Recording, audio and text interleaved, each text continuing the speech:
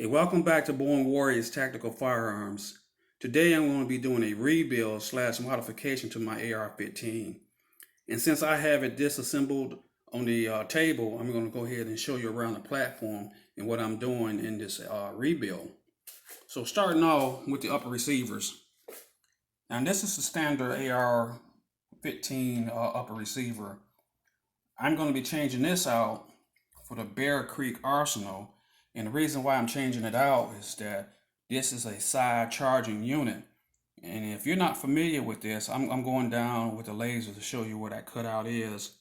If you're not familiar with this, just think about the M60 machine gun or the 50 cal. The side charging units there, they have a charging handle. And this is not the charging handle, but just to give you an idea that they have a charging handle that sticks out. And you just pull it down and let it go, and it actually recharges, put the round in the chamber. What and why I'm changing this is because this charging handle is to the rear. And if you ever experience having a buck stock with a riser on it, it becomes difficult to charge this, and you constantly taking your eye off the target. The butt stock I'm referring to are something similar to these that actually have the cheek riser on it. So just imagine in between here, that's where you're pulling that charging handle at. And you're still using, your thumb and index finger, or you're sticking between your thumb and index finger when you pull that thing back. Now, some of the cons on that is that it's taking you off a target. You got to look at pulling that back. You're using a different hand to pull it back opposed to your firing hand, or in some cases you're probably using your firing hand. But anyway, that takes times. So I'm trying to eliminate a lot of time from switching back and charging that thing. And so if you're on target and you don't have to look back that much, you're going to stay in the fight. Another thing about this, just quick, for your information. Here I'm pointing to this gray dot, and you probably can't see it because everything up here is black, but here is where the gas tube actually runs. So by indexing it, and it's just a tip, you're probably already doing it. If you don't, just think about it. By indexing it, it keeps the gas tube on alignment when you torque that barrel to your upper receiver. So talking about the gas tube, this is my gas tube. It got a bit of carbon buildup on it, but again, I'm taking this down for the first time and I'm cleaning it out due to the modification that I'm doing.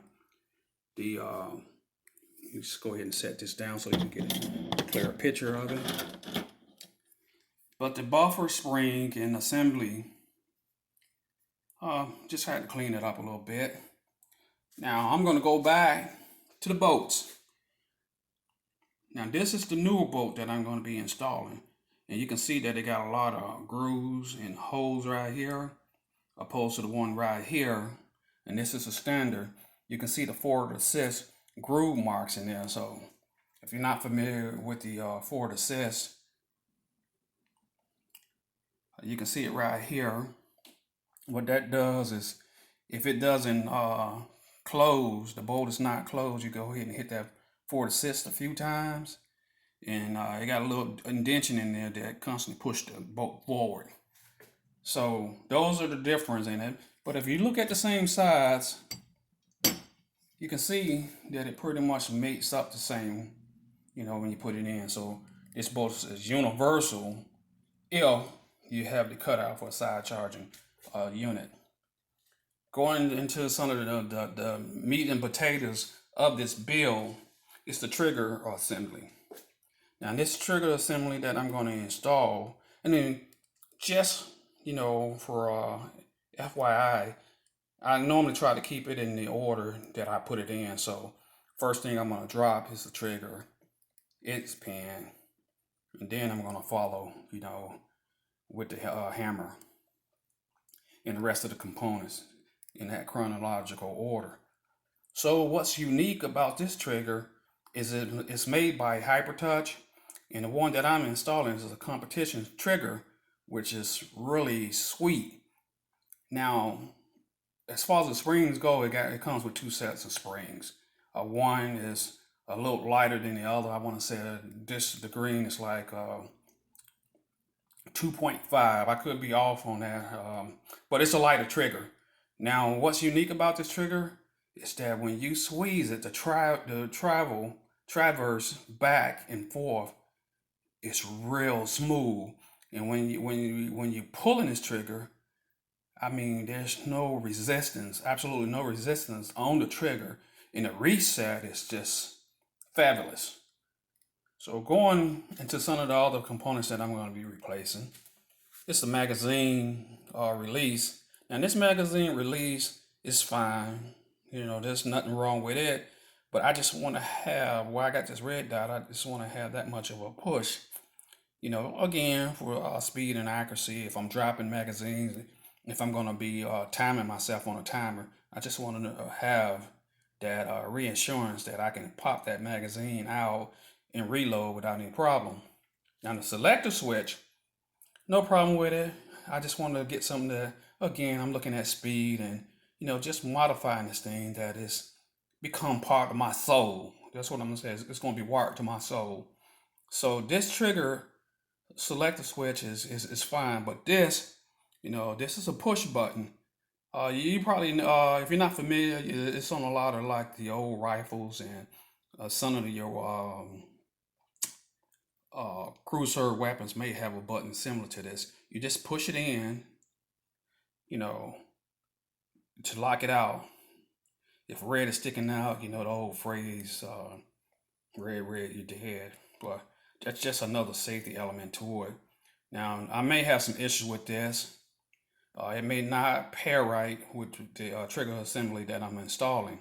However, I'm going to make an attempt to see right here where I have the laser at. I'm going to try to shave some of that down to get it to work. I already know what it is. It's just that when you put it in the locking mechanism, it doesn't stay in, and it works intermediate, and I don't want to risk that chance. So if this doesn't work out, I'm just going to go to a trigger which Hipertouch actually made for this that's compatible.